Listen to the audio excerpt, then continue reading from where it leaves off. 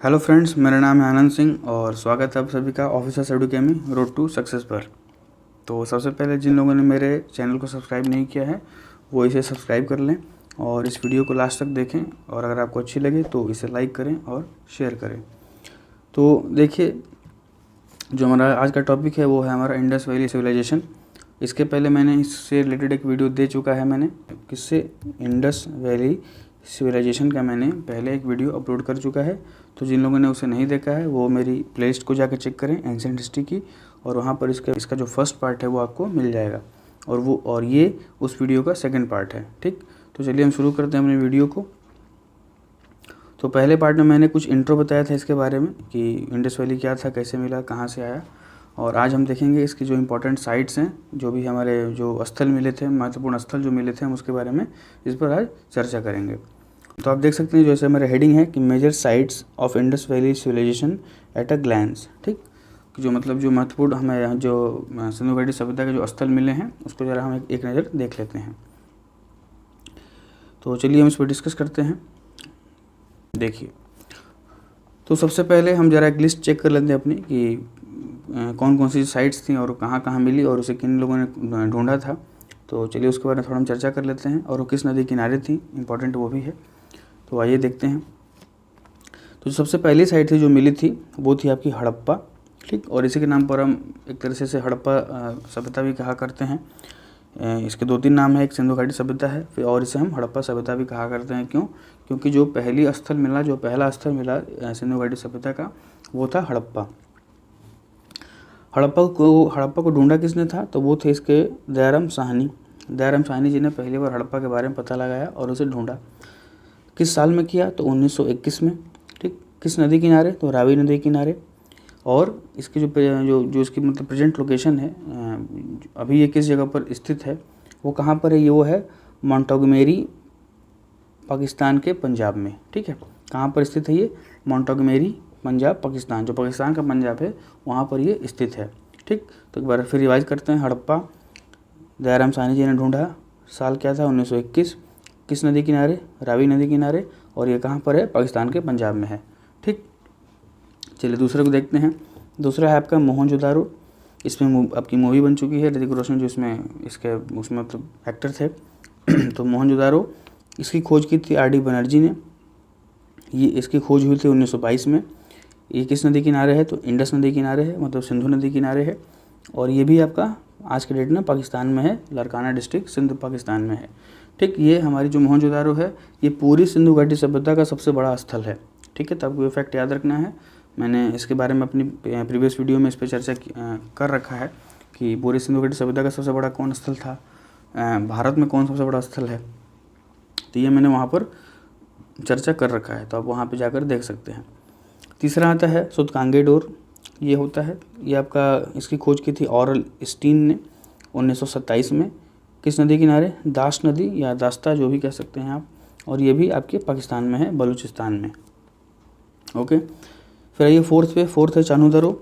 ये किए थे NG मजूमदार साहब 1931 में। ये भी सिंधु नदी किनारे है और ये भी आपका पाकिस्तान में है, सरकंद में। फिर आता है कालीबंगन किसने ढूंढा था? BK थापर एंड BB लाल ने 1953 में।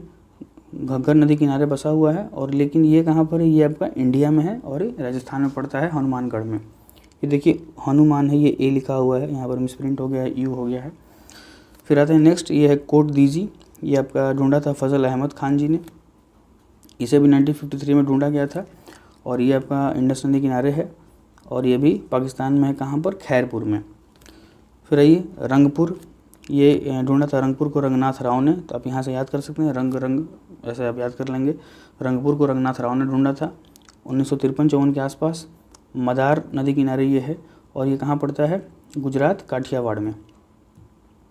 ठीक है, चलिए फिर देखते हैं रोपर आपका किसने ढूंढा था? YD शर्मा ने 1953-56 के बीच में।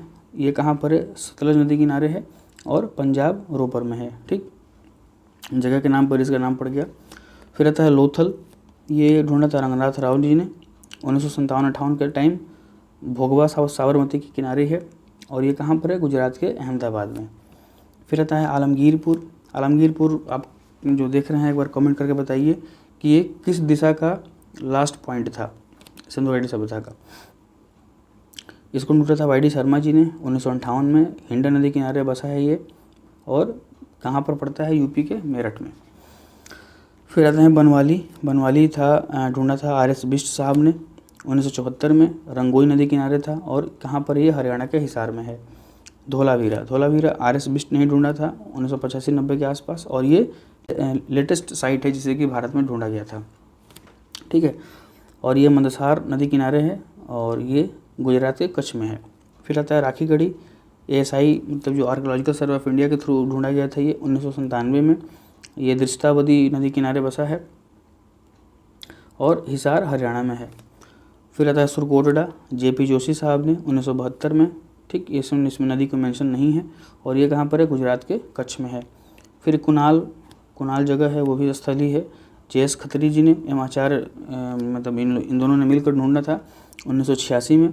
सरस्वती नदी किनारे बसा है ये और ये हिसार हरियाणा में है। और फाइनली लास्ट आपका है देसलपुर है। PP पांडे और MA ढाके जी ने ढूंढा था। इसका सन का कोई जिक्र नहीं है। ये भदार नदी किनारे था और गुजरात के भुज में पड़ता है, ठीक। तो ये कुछ देखिए इम्पॉर्टेंट हमारे साइट्स थे जो कि खुदाई के समय हमें प्राप्त हुए हैं और इसे सारे मैंने डिटेल बता दिए। इसे ढूंढा किसने, इसका किस साल में ढूंढा, किस नदी किनारे, और ये इसकी जो प्रेजेंट लोकेशन है वो कहाँ पर है। तो आप 1-2 बार इस वीडियो को देखिएगा और मेरी PDF में जो दूंगा उसको पढ़िएगा। आपको अच्छे से ये चीज़ याद हो जाएगी और आपको बिल्कुल याद करना ही पड़ेगा ये किसने ढूंढा, किस नदी किनारे ढूंढा। ये 2 चीज़ आपको बिल्कुल याद होनी चाहिए। तो चलिए हम बारी से इसको आगे एक को जो इम्पोर्टेंट है उसको हम डिस्कस करते हैं, ठीक है। चलिए, तो देखिए यहाँ मैंने बता रखा है इंडस वैली सिविलाइजेशन, ये 2 मतलब ये पार्ट 2 है मेरा। इसके पहले का पार्ट 1 आ चुका है, उसको आप जाकर के मेरे प्लेलिस्ट में आप जाकर के देख सकते हैं। तो सबसे पहली साइट क्या थी, वो थी हड़प्पा। तो हड़प्पा क्या था, ये it is located on the left bank of river Ravi in the Montgomery district of Pakistan. ये जो था रावी नदी के बाएं किनारे पर बसा हुआ था और आज के डेट में कहाँ पर है, पाकिस्तान के मोंटगोमेरी ज़िले में पड़ता है, ठीक। अच्छा, रावी नदी का एक पुराना नाम था, थोड़ा मैं आपको फैक्ट बता दूं। तो रावी नदी का जो पुराना नाम था वो था परुषणी, ठीक। तो रावी का जो ओल्ड नेम था वो था परुषणी, ठीक। और इसी की नदी के किनारे दसराग युद्ध हुआ था, मतलब 10 राजाओं के बीच में जो युद्ध हुआ था वो इसी नदी किनारे हुआ था, ठीक। तो ये कुछ एक्स्ट्रा इन्फॉर्मेशन मुझे याद आ गई तो मैंने दे दिया आपको। फिर चलिए आगे देखते हैं। आगे क्या है कि it had 2 room barrack which possibly accommodate labourers. इसमें क्या था कि 2 रूम का बैरक था, ठीक। मतलब से 2 रूम बनाए गए थे और ये ऐसा मतलब इसको समझा गया कि ये जो मज़दूर लोग थे उनके लिए बनाया गया था, जो उस टाइम में मज़दूर हुआ करते होंगे उनके लिए बनाया गया था। फिर यहाँ पर क्या मिला था, cemetery R37 and cemetery HR related to Harappa. मतलब यहाँ पर कब्रगाह मिली थी। कब्रगाह कैसे मिली थी, वो मिली थी कैसी, R37 और एक H टाइप की, ठीक। तो ये 2 टाइप की सिमेट्री मिली थी, मतलब कब्रगाह मिली थी। देखिए क्या था, कैसे था, वो इम्पोर्टेंट नहीं है। ये मिला कहाँ से, आपको वो बस याद रखना है। तो ये कहाँ से पाया गया था, ये पाया गया था हड़प्पा से। क्या, सिमेट्री R37 और सिमेट्री H, मतलब कब्रगाह R37 और H, ऐसा कुछ फॉर्मेट में मिला था। तो ये कहाँ से मिला था, हड़प्पा से मिला था, ठीक। तो आपको ये फैक्ट बस याद रखना है कि इसको कहाँ से पाया गया था, ठीक। तो हमने हड़प्पा देख लिया, एक बार आइए इसको रिवाइज कर लें। हड़प्पा कहाँ पर है, तो ये रावी नदी के लेफ्ट बैंक पर है, मतलब बाएं किनारे पर है। और ये कहाँ पर है, पाकिस्तान के मोंटगोमेरी ज़िले में है। यहाँ से 2 रूम का बैरक मिला था, किसके लिए, मज़दूरों के लिए। और सिमेट्री R37 और सिमेट्री H यहाँ से मिला था, ठीक। तो ये था हड़प्पा के बारे में कुछ इंपॉर्टेंट बातें। अब आइए फिर हम आगे देखते हैं, किसके लिए, मोहनजोदारो में देखते हैं क्या था। इस पर मूवी बन चुकी है, बिल्कुल। तो मूवी पे ज़्यादा रिलाई मत करिएगा क्योंकि मूवी मतलब रियलिटी का मसाला ज़्यादा होता है। तो आपको कुछ एक्स्ट्रा जानना है तो आप अच्छे से हिस्ट्री पढ़िए उसे। तो आइए हम देखते हैं इसके बारे में। तो ये है, it is the largest of all Indus cities. मतलब कि जितनी भी साइट्स, सॉरी यहाँ पर साइट्स होगा, ये मिसप्रिंट हो गया है। तो ऑल इंडस साइट्स जितने भी मतलब कि सिंधु घाटी सभ्यता के स्थल मिले हैं आज तक, उन सब में ये सबसे बड़ा है, पूरे विश्व में सॉरी मतलब जितने भी इसका एक्सपेंशन था हमारी सिंधु घाटी सभ्यता का, उसमें जितनी साइट मिली उसमें सबसे बड़ा कौन था, उसमें वो सबसे बड़ा था मोहनजोदारो। ठीक, और इंडिया में कौन सा था मैंने बता रखा है अपनी पिछली वीडियो में, उसे अब जा कर के देखिए, वो आपको पता चलेगा। चलिए, अब ये कहाँ पर था, तो it was situated on the right bank of river Indus in the Larkana district of Sindh. ये कहाँ पर सिचुएटेड है, तो ये सिंधु नदी के दाएं किनारे पर सिचुएटेड था, और ये फ़िलहाल कहाँ पर है, तो पाकिस्तान के लरकाना ज़िला है सिंध का, वहाँ पर ये अवस्थित है। आज की डेट में जो ये स्थल है वो पाकिस्तान के लरकाना ज़िले के, मतलब सिंध के लरकाना ज़िले में ये पड़ता है। ठीक है, चलिए फिर देखिए क्या था, एक कि seal of a male deity, एक मतलब कि जो मेल डाइटी मतलब पुरुष एक तरह से भगवान थे, उनके बारे में एक सील मिली है, मतलब मोहर मिली है किस पे, जिस पे कि एक पुरुष डाइटी मतलब होता है भगवान। ठीक है, जो पूज्य हो वो डाइटी होता है, मतलब कि भगवान जिसकी पूजा उस समय की जाती होगी। तो एक मुहर पे क्या मिला है, मेल डाइटी का फोटो मिला है, मतलब एक मतलब पुरुष भगवान, और कौन थे, वो थे पशुपति, पशुपति जी की एक मोहर पे फोटो मिली है। ठीक है, चलो फिर देखते हैं दूसरा क्या है, humped bull was found here, मतलब कुबड़ वाले बैल की फ़ोटो भी सॉरी मतलब कि मोहरें मिली हैं। जैसे ये आपका एक छोटा सा फिगर बना दूँ मैं, ये आपका सॉरी ये मुंह है बैल का, ये आपका पीठ है, और ये जो कुबड़ निकला होता है बैल पे, तो वो कुबड़ वाले बैल की यहाँ से मोहरें मिली हैं। ठीक, तो ये दो चीज़ मिली हैं, क्या, मेल डाइटी का मोहर मिला है, मतलब जो भगवान थे, जो पुरुष भगवान थे उनकी, और एक कुबड़ वाले बैल की, मतलब उसके बारे में यहाँ पे जानकारी प्राप्त हुई है। चलो आगे देखा जाए, द ग्रेट ग्रेनरी, यहाँ से एक विशाल खाद्यान्न मिला है। ठीक है, विशाल खाद्यान्न भंडार मतलब मिला है वहाँ पर, जहाँ के अनाज रखा जाता था, और ये लगभग 45.71 metre long and 15.23 metre wide, मतलब चौड़ा। ठीक, तो इतने ये लंबा और चौड़ा था, मतलब बहुत विशाल खाद्यान्न था, बहुत ही खाद्यान्न भंडार था जहाँ पर कि सारे के सारे अनाज रखे जाते थे। ठीक, तो ये भी क्वेश्चन बहुत बार आ चुका है, सीजीएल से लेकर के हर एक वनडे एग्जाम में, इनफैक्ट पीसीएस तक पूछा जा चुका है कि जो ग्रेट ग्रैंडरी है, जो विशाल खाद्यान्न है, वो कहाँ से मिला है, तो मोहनजोदारो से मिला है। फिर आते हैं, the great bath was found here, जो विशाल स्नानागार है। ठीक, ग्रेट बाथ मतलब विशाल स्नानागार, मतलब एक तरह से आप कह सकते हैं कि स्विमिंग पूल। ठीक, आप इसको ऐसे देख सकते हैं स्विमिंग पूल के जैसे, कि बहुत ही बड़ा एक नहाने का जगह था, और वो यहीं से प्राप्त हुआ है। Okay, the famous bronze female figure represented dancing girl. ठीक, एक कांसे की महिला की, एक लड़की की मूर्ति मिलती है जो कि उसे नृत्य करते हुए दर्शाया गया है। ठीक है, तो ये भी वहाँ से मिलता है। तो चलिए, ये थे कुछ इंपॉर्टेंट पॉइंट्स किसके बारे में, मोहनजोदारो के बारे में। अब हम देखते हैं आगे कालीबंगन को। तो वो देखिए इसे, कालीबंगन, देखिए कालीबंगन का मीनिंग क्या होता है। अच्छा, एक चीज़ आपको मैं बता दूं, ऊपर मैं थोड़ा भूल गया, आइए हम जरा इसके बारे में देख लेते हैं। ये बहुत बार पूछा जा चुका है कि मोहनजोदारो का मतलब क्या होता है। तो देखिए, मोहनजोदारो का मतलब होता है, अगर इंग्लिश में बोला जाए तो पहले इंग्लिश वालों को बता दूं मैं कि माउंड ऑफ द डेड। ये सीजीएल में डायरेक्ट क्वेश्चन ये बहुत बार आ चुका है, मतलब एसएससी के मैक्सिमम एग्जाम में आ चुका है कि मोहनजोदारो का मतलब क्या होता है। तो mound of the dead Hindi में बोला जाए तो ये होता है मृतकों का टीला। ठीक, तो ये होता है आपका मोहनजोदारो का मतलब, कि माउंट ऑफ द डेड या मृतकों का टीला इसको कहा जाता है। चलिए अब आगे देखते हैं कालीबंगन के बारे में। कालीबंगन क्या है कि ब्लैक बैंगल्स, यहाँ से क्या होगी, काली चूड़ियाँ मिली। ठीक है, यहाँ से क्या मिली, यहाँ से आपको काली चूड़ियाँ मिली थी। ठीक, यहाँ से काली चूड़ियाँ मिली थी, इसलिए को कालीबंगन, मतलब काली से ये तो काली डायरेक्ट आ गया, बंगन बैंगल्स मतलब चूड़ियाँ, तो यहाँ से आप ऐसे उसको मतलब याद कर सकते हैं। चलिए इसके बारे में ज़रा देखा, डिटेल क्या है। It is located on the left bank of river Ghaggar in Rajasthan. ये राजस्थान के घग्गर नदी के किनारे बाएं साइड में ये कहाँ है, सिचुएटेड है, लोकेटेड है, स्थापित है।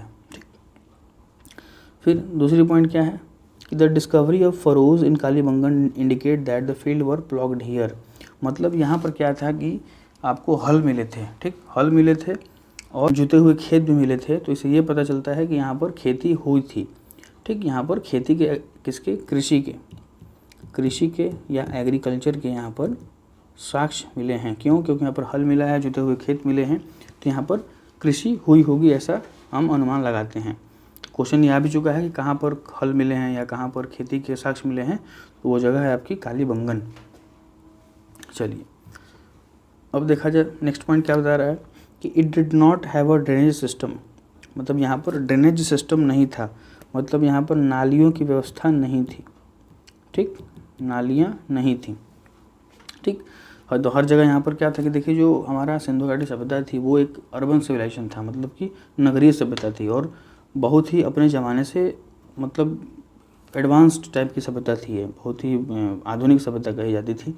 तो वहाँ पर हर जगह नाली मिलती थी, मतलब स्ट्रीट ड्रेनेज, जैसे कि रोड के किनारे जैसे नाली होती है वो मिलती थी। जैसे ये आपका रोड है, ठीक, और इसके बगल में ये पतली पतली नालियाँ बहती थी, जैसे आज भी हम देखते हैं हमारे होती हैं।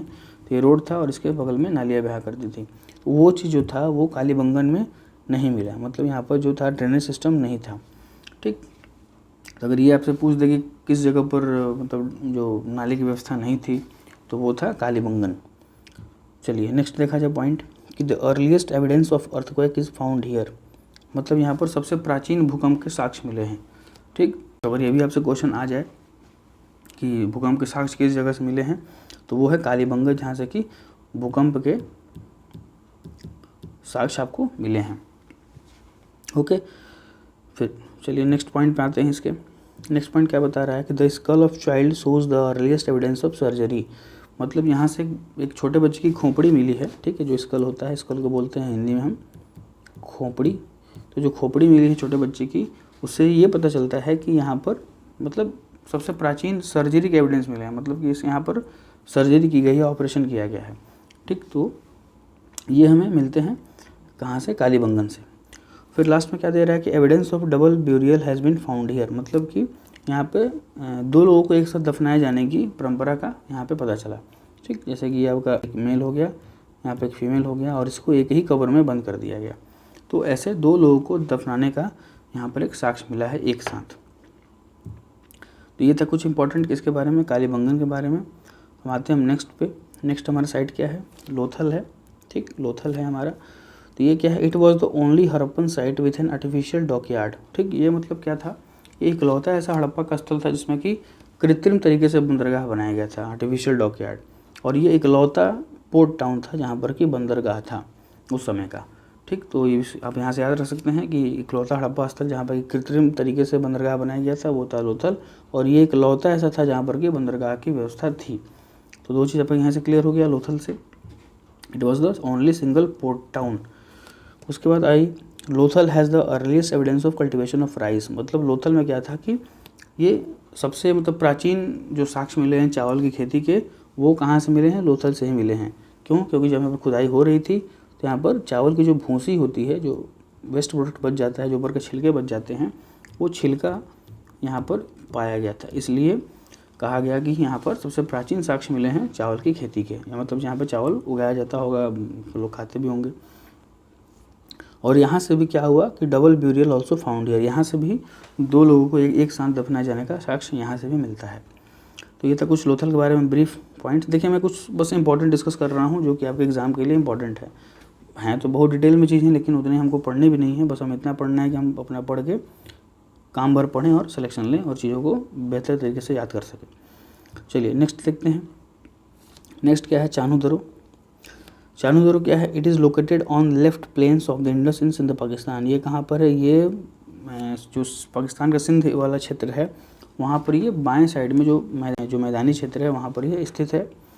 और यहाँ पर क्या मिलते हैं कि अदर जो इंपॉर्टेंट फाइंडिंग्स थी यहाँ पर वो थी terracotta, model of block cart and bronze toy cart. ठीक, यहाँ पर मिट्टी के मतलब जो टेराकोटा होता है क्या होता है? मिट्टी के बने हुए बर्तन होते हैं टेराकोटा। तो यहाँ पर क्या हुआ कि मिट्टी के बने हुए ब्लॉक कार्ट मिले हैं, मतलब बैलगाड़ियाँ मिली हैं, और कांसे के ब्रॉन्ज टॉय कार्ट मिले हैं, मतलब खिलौने के आपकी गाड़ियाँ मिली हुई हैं। ठीक है, तो चलिए आगे देखते हैं। बात है धोलावीरा।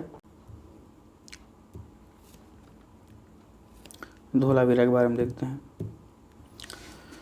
चलिए धोलावीरा के बारे में देखते हैं। तो it is the latest and one of the 2 largest Harappan settlement in India. तब ये जो था ये सबसे मतलब नवीनतम ये हमारा जो है हड़प्पन साइट है जो कि भारत में बसा था।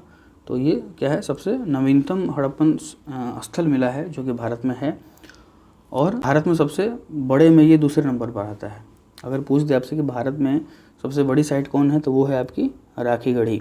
तो फर्स्ट वन बिंग राखीगढ़ी, मैं लिखा भी हूँ यहाँ पे, जो सबसे बड़ी स्थल है भारत में वो कौन सी है, वो आपकी है राखीगढ़ी है। ठीक, और दूसरे नंबर पर आता है आपका ये धौलावीरा, और धौलावीरा को अभी वर्ल्ड हेरिटेज साइट में जगह दी गई है। ठीक है, 40th नंबर पे, में भी 40वें नंबर पर इसको वर्ल्ड हेरिटेज साइट में शामिल किया है, किसके, यूनेस्को के। ठीक है, तो एक सेकेंड, यूनेस्को के वर्ल्ड हेरिटेज साइट की लिस्ट में इसको 40th नंबर पर किसको, धौलावीरा को इसको शामिल किया गया है। ठीक है, तो यहाँ से आप फैक्ट याद कर सकते हैं। चलिए आगे देखते हैं अब। फिर क्या है कि the discovery of the only stadium is unique to Dholavira, मतलब जो हमें स्टेडियम मिलते हैं, जो बड़े बड़े स्टेडियम होते हैं, वो सिर्फ और सिर्फ कहाँ से मिले, किसके वहाँ से कहाँ से साक्ष्य मिलते हैं, तो धौलावीरा से ही इसके साक्ष्य मिलते हैं, किसके, स्टेडियम के। और फिर लास्ट में क्या दिया है कि Dholavirans knew the art to conserve water, मतलब जो धौलावीरा के लोग थे उनको पानी बचाने की कला पता थी कि पानी को कैसे कंजर्व करेंगे। वैसे भी आप सबसे अनुरोध है कि आप प्लीज़ पानी को बचाएं, और बिल्कुल जल ही जीवन है। तो जो धौलावीरा के लोग थे वो लोग भी पानी बचाने की कला को जानते थे और वो पानी को कंजर्व करके रखते थे। ठीक, तो ये था कुछ इंपॉर्टेंट साइट्स। देखिए साइट्स बहुत सारी हैं, लेकिन जो एग्ज़ाम में रिपीटिशन होता है, जिन क्वेश्चंस जहाँ से क्वेश्चंस बनते हैं, मैंने वही साइट्स लेकर के अच्छे से एक्सप्लेन किया है, और उम्मीद करता हूँ कि आपको एक्सप्लेनेशन है वो अच्छा लगा होगा। तो आइए आगे, बस थोड़ा सा और टॉप छोटा सा है, उसको देख लेते हैं। क्या है कि मेजर कैरेक्टरिस्टिक्स ऑफ IBC, मतलब जो महत्वपूर्ण कुछ बातें हैं किसके बारे में, इंडस वैली सिविलाइजेशन के बारे में, मतलब सिंधु घाटी सभ्यता के बारे में। तो देखिए पहला पॉइंट क्या है, each city was divided into citadel area and the lower residential area where the urban population lived. देखिए इसमें क्या था कि जो सिंधु घाटी सभ्यता थी वो आपकी दो पार्ट में डिवाइड थी। एक था सिटाडेल एरिया, इसको बोला जाता था सिटाडेल, मतलब जो ऊंचे पर था, मतलब कुछ थोड़ा ऊंचे पर था, उसको बोला था सिटाडेल। वहाँ पर कौन रहते थे, वहाँ पर जो रॉयल लोग रहते थे। आप वो देखे होंगे अगर मोहनजोदारो मूवी, तो आप समझ जाएंगे। वहाँ पर रॉयल लोग रहा करते थे, मतलब कि जो शाही लोग होते थे, जो कि राजघराने टाइप के थे, वो लोग ऊपर रहा करते थे। और एक एरिया था आपका नीचे का एरिया, ठीक, नीचे का एरिया था, वहाँ पर आम जनता रहा करती थी। ठीक है, जो कि रेसिडेंशियल एरिया था, जहाँ पर कि लोग रहा करते थे, गांव के जो भी लोग थे, आम लोग, वो नीचे एरिया में रहा करते थे।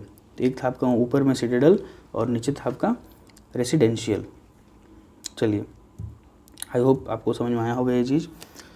फिर आते हैं नेक्स्ट पॉइंट पे कि there was no system of street drainage at Kalibangan. ये मैंने आपको ऊपर बता चुका है कि कालीबंगन में जो स्ट्रीट ड्रेनेज, मतलब जो सड़कों के बगल में जो नालियाँ हुआ करती थी, वो कालीबंगन में नहीं थी। यहाँ भी मैंने ये पॉइंट ऐड कर दिया एक बार कि रिविज़न हो जाएगा आप लोगों का।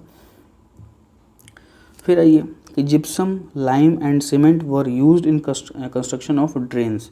जो नालियाँ बना करती थी उनमें किन चीज़ों का प्रयोग होता था, ये भी क्वेश्चन आ चुका है कि किन चीज़ों का यूज़ करके हम नाली उस टाइम बनाया करते थे। तो किसका, जिप्सम का, लाइम चूना का और सीमेंट का, इन तीन चीज़ों का यूज़ करके हम उस टाइम नालियाँ बनाया करते थे।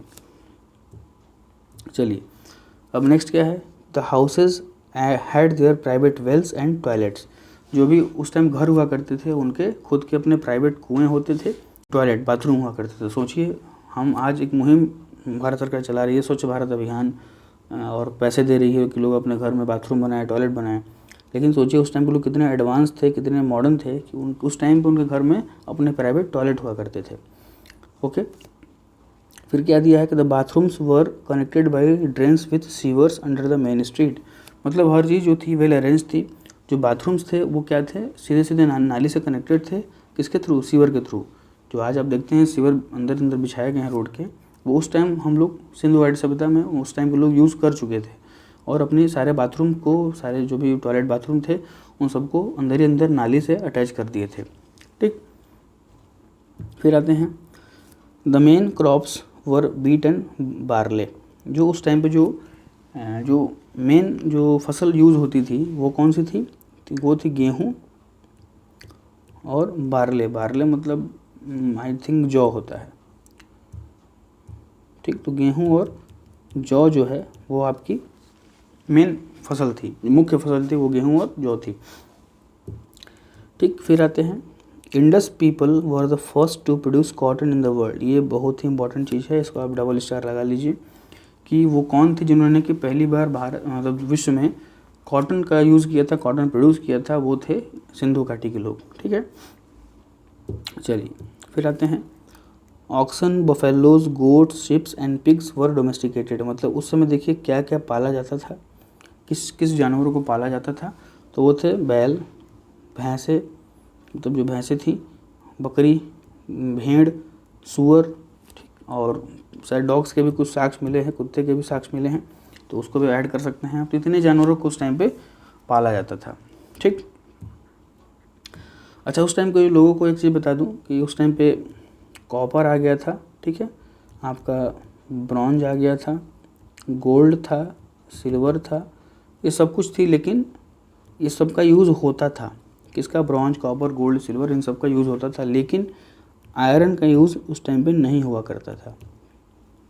तो ये भी क्वेश्चन आ चुका है कि सिंधु घाटी सभ्यता के लोग कौन सा धातु यूज़ नहीं करते थे, किस मेटल को यूज़ नहीं करते थे?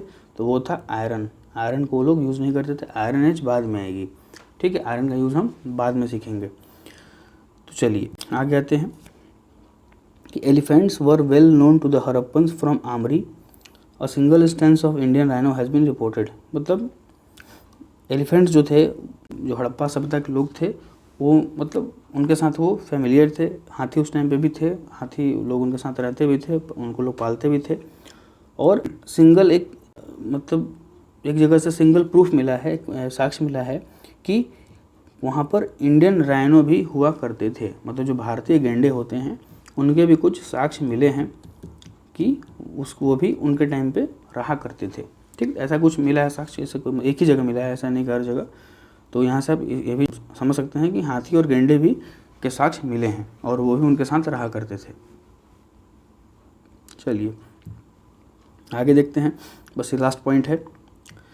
The Sumerian text refers to trade relation with Meluha. अब देखिए यहाँ पर मेलुहा और ये सुमेरियन क्या है।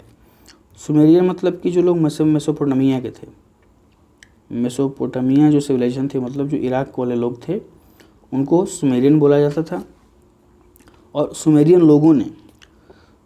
लोगों ने इंडस वैली सिविलाइजेशन को नाम दिया था, मतलब सिंधु घाटी सभ्यता को नाम दिया था मेलुहा सभ्यता। तो यहाँ से दो क्वेश्चन बनेंगे कि सुमेरियन किसको कहते हैं। तो जो मेसोपोटामिया की सभ्यता थी उसको बोलते हैं, वहाँ के लोगों को बोलते हैं। और सुमेरियन लोगों ने मेलुहा को क्या कहा, सॉरी सिंधु घाटी सभ्यता को क्या कहा, तो उन लोगों ने उसको मेलुहा कहा। तो यहाँ से 2-3 क्वेश्चन आपके निकल के आ जाएंगे। और फिर लास्ट में 2 पॉइंट, वो पॉइंट क्या है कि वो लोग जो सिंधु घाटी सभ्यता के लोग थे उनकी स्क्रिप्ट क्या थी। तो जो स्क्रिप्ट थी वो थी पिक्टोग्राफिक, वो लोग पिक्चर के फॉर्म में लिखते थे। लगभग 600 प्लस फोटोग्राफ्स ऐसे मतलब पिक्चर मिले हैं जिसकी लिखावट यूज़ की गई है, लेकिन आज तक उसे पढ़ा नहीं गया है, ठीक। वो अनडेसिफर्ड है, ठीक है, उसे डेसिफर्ड आज तक नहीं हो पाया है, उसको पढ़ा नहीं गया है। और जो इनकी आर्ट ऑफ राइटिंग थी, जो लोग लिखते थे, जिस आर्ट में जो कला थी लिखने की, उसको कहा गया बूस्ट्रोफेडॉन, ठीक। तो ये भी दोनों क्वेश्चन आ गया है कि इसकी जो स्क्रिप्ट थी, जो लिपि थी, वो क्या थी, पिक्टोग्राफिक, और इनकी जो कला थी लिखने की, आर्ट ऑफ राइटिंग था, वो था बूस्ट्रोफेडॉन। ओके, तो ये देखिए कुछ ये सिंधु घाटी सभ्यता का एक इम्पॉर्टेंट ये टॉपिक्स थे, इम्पॉर्टेंट पॉइंट्स थे जो कि मैंने आपको बताया। और इसका जैसा मैंने पहले बताया कि इसका जो फर्स्ट पार्ट है वो मैंने अपलोड कर दिया है अपने चैनल पे। तो आप अगर आपने नहीं देखा है तो आप जाइए उस मेरी प्लेलिस्ट चेक करिए, आप पॉलिटी की, आपको 2 प्लेलिस्ट मिलेगी वहाँ पर। एक मिलेगी पॉलिटी, उसमें लगभग 4 वीडियोज़ हैं, और एक मिलेगी एंसेंट हिस्ट्री की, इसमें भी 4 वीडियोज़ हैं। और मेरी वीडियो धीरे धीरे और भी आती रहेंगी, तो इसके लिए आप जाइए और मेरी किसकी प्लेलिस्ट को चेक करिए, और यहाँ पर आपको सारे वीडियो अरेंज मिलेंगे, वहाँ से आप जाइए और मेरी वीडियोज़ को देखिए, ठीक। अगर आपको ये वीडियो अच्छी लगी मेरी, तो इसे लाइक करिए, शेयर करिए और सब्सक्राइब ज़रूर करिए, और जो बेल आइकन है बगल में उसे प्रेस करें, और उसे ऑल पर कर लें ताकि कि मेरी आने वाली सारी वीडियोज़ की नोटिफिकेशन आपको हमेशा मिलती रहे टाइम टू टाइम, ठीक है। और एक चीज़ और मैं बताना चाहूँगा कि मेरी सारी वीडियोज़ की जो पीडीएफ है वो आपको बिल्कुल फ्री मिलेगी। कहाँ पे? डिस्क्रिप्शन बॉक्स में, ठीक। तो डिस्क्रिप्शन बॉक्स जाके चेक करिए मेरी हर वीडियो की, और आपको वहाँ पर मेरी पीडीएफ अटैच मिलेगी सारे लेक्चर की। वहाँ डाउनलोड करिए और बिल्कुल वहाँ से अपनी पढ़ाई करिए। और डिस्क्रिप्शन बॉक्स में ही मेरी और भी सारी वीडियोज़ की आपको लिंक मिल जाएंगी, वहाँ से आप उसे विजिट करें और उसे देखें एक बार, और डेफिनेटली आपको अच्छा लगेगा और कुछ सीखने को मिलेगा। और अगर आपको कुछ सीखने को मिलता है तो प्लीज़ आप उसे एक बार सब्सक्राइब करें और अपने दोस्तों में ज़रूर एक बार शेयर करें, ठीक है। तब तक के लिए धन्यवाद, और मेरे साथ जुड़े रहिए, और आगे भी मैं ऐसी वीडियो लाता रहूँगा आपके लिए। तब तक के लिए धन्यवाद।